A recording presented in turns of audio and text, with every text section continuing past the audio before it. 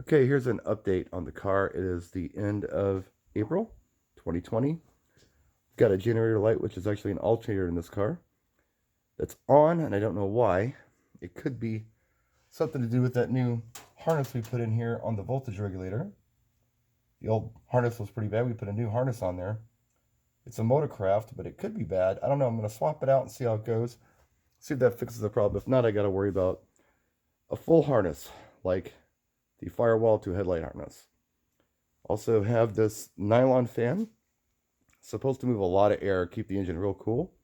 It's actually a Summit. It was like 16 bucks, but it is indeed a flex light. It even says flex light on it, and those are like 36 bucks. So this is more than half price of the flex light, but it's the same thing. Even has the same stamping on it. I don't know if you can see it or not, but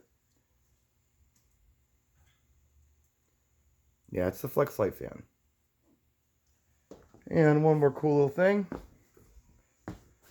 Picked up that console. It goes right over the 65 regular console. It's a cup holder, two cup holders, and an armrest. I need the armrest. But yeah, it just slips over there, and it's got a cool trim on there.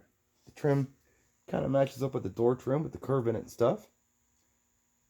And yeah, the armrest is real cozy. It's got a compartment under to store things. And yeah, you can take it out. Like if you go to a car show or a cruise night, you can just pop it out of there. It's not attached to anything. It just sits right on top of the console there. So that's it. Went for a couple rides today. First ride of the year. And yeah, we'll have more videos coming up.